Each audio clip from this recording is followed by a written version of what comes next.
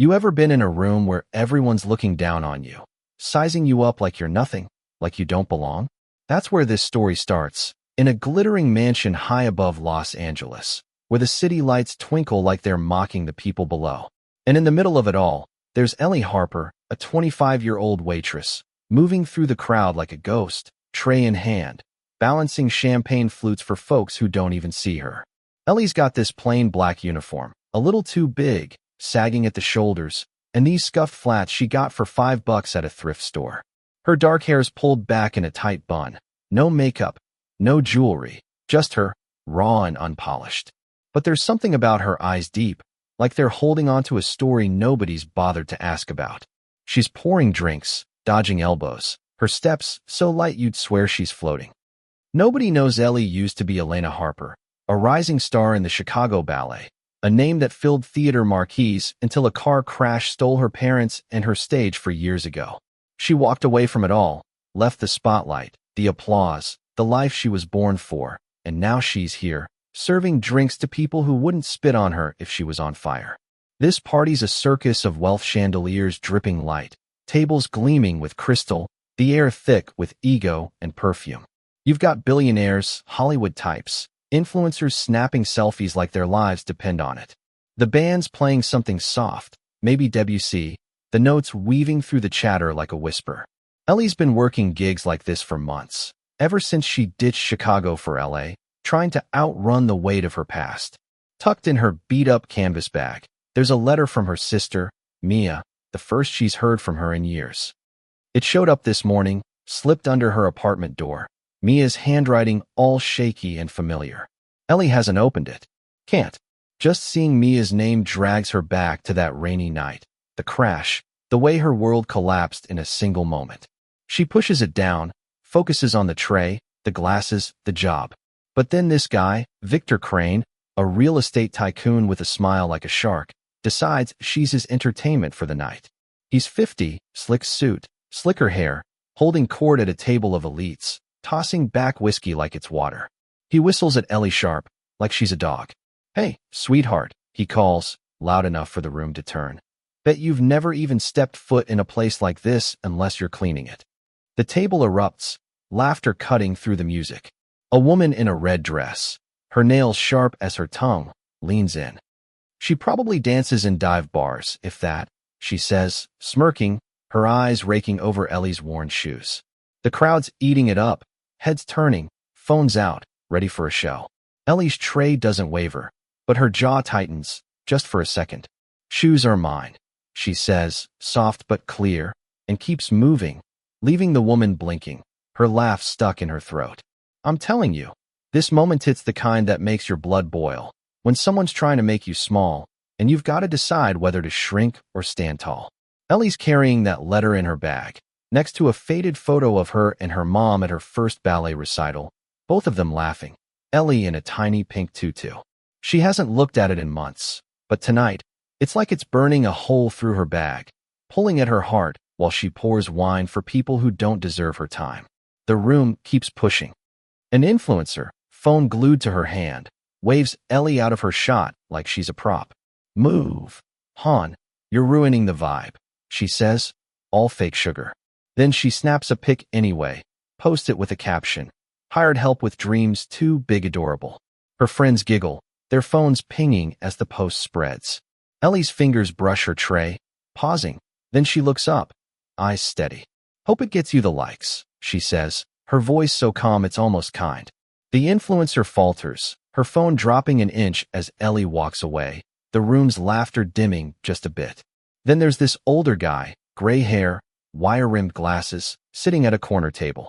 He's different, quiet, watching her with curiosity, not cruelty.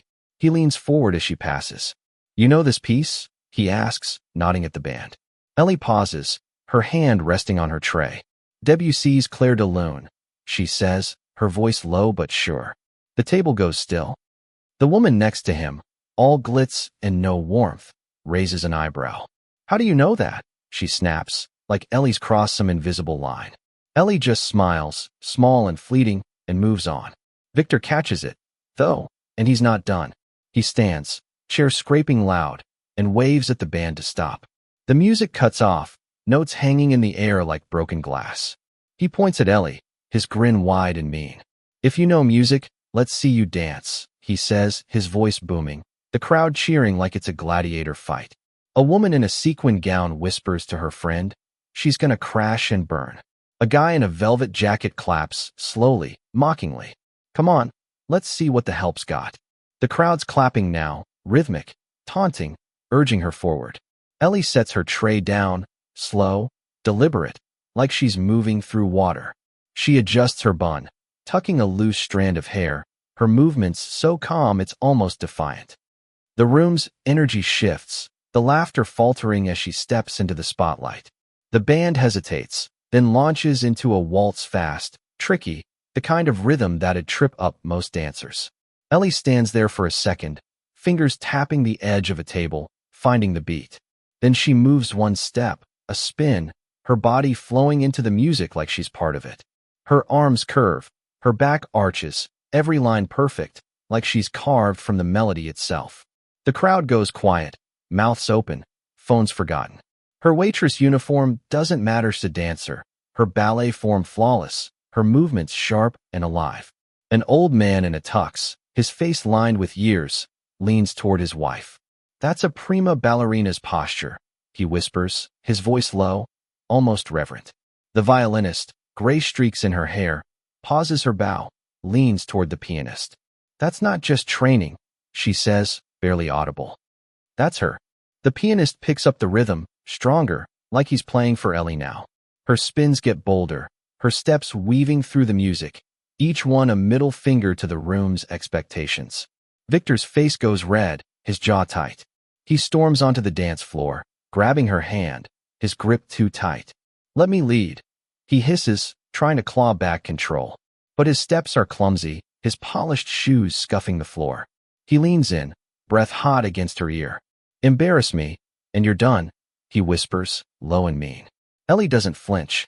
She meets his gaze, steady, unafraid, and shifts her grip subtle, firm, guiding him now. She spins him, her control quiet but absolute, and the crowd's laughter turns on him as he stumbles, catching himself on a table, his suit rumpled, his breath ragged. Ellie glides to a stop, her chest rising and falling, a few strands of hair loose from her bun. The room's silent, the music swelling around her. A journalist in the corner, scribbling furiously, whispers to her colleague, "She's no amateur to star." The words cut through the silence, sharp and undeniable. Victor, fuming, waves at the band to stop again. "Enough," he shouts, pointing at Ellie, his fingers shaking. "This is a stunt. She's faking it, pretending to be staff for attention." A woman with a designer clutch chimes in, probably a hired actress. The crowd murmurs, some nodding, doubt creeping in.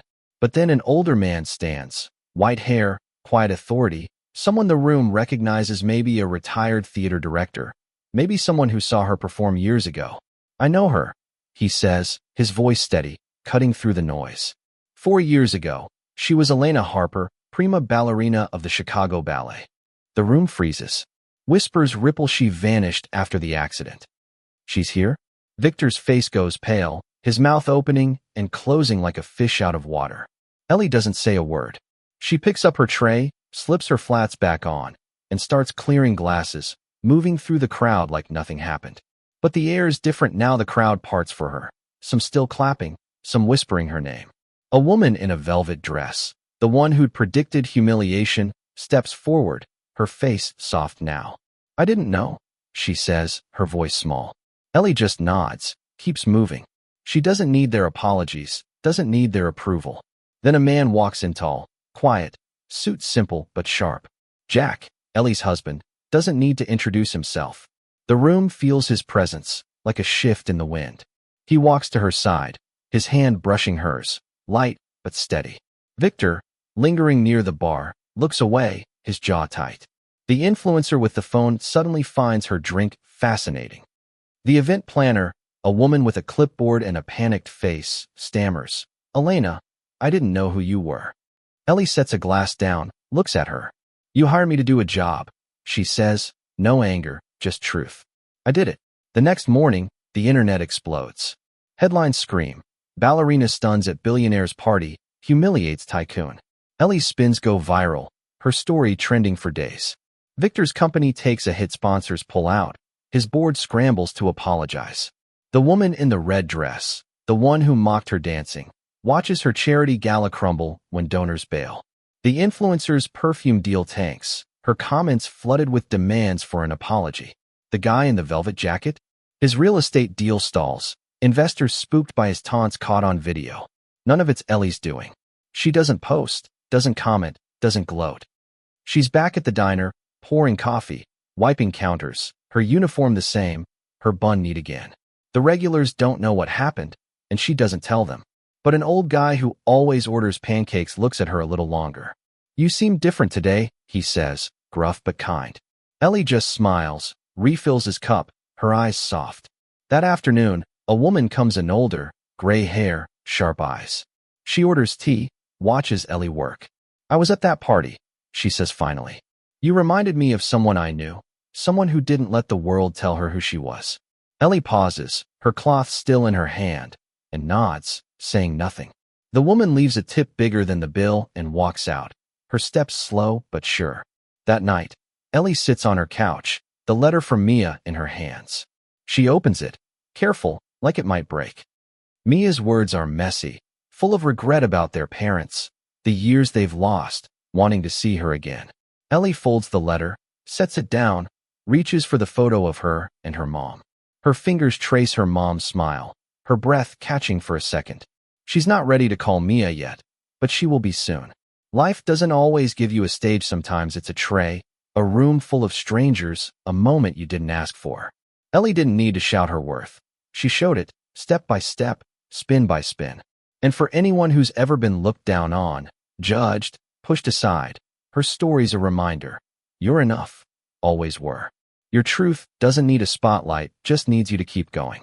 So, where are you watching from? Drop a comment. Tell me what this story stirs up in you. Have you ever had to prove yourself when the world tried to make you small? Who's right here, who's wrong? Let's talk about it. Hit that like button, subscribe, and let's keep walking through these stories together.